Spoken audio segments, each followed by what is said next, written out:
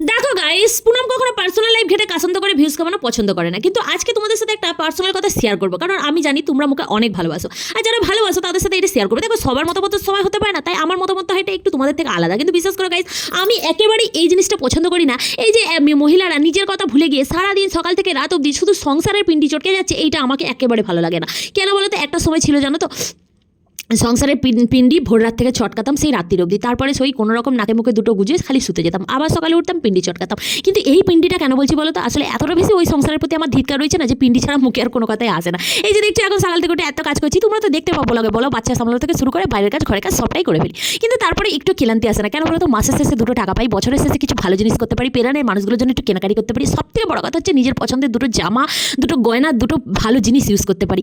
এই পার্টে কজন পায় বলো তো? যারা নিজে বিজনেস করো বা নিজেরা কাজ করো তারা এটা ফিল করতে পারবে। তুমি যদি 2000 টাকা মাসে রোজগার করো না, সেইটাও তোমার কাছে অনেক মনে হবে। কিন্তু কেউ যদি 2 লাখ টাকাও রোজগার করে, কিন্তু তুমি যদি তার কাছে শুধু ঝিগড়ি করে যাও, তাহলে কিন্তু তোমার সেই আনন্দটা কখনোই হবে না, যেটা মোর জীবনে হয়েছিল আর কি। তো সেটাই তোমাদের সাথে শেয়ার করলাম। দেখো, সকাল সকাল মাংসটা রান্না হয়ে গেল। Tata, bye bye.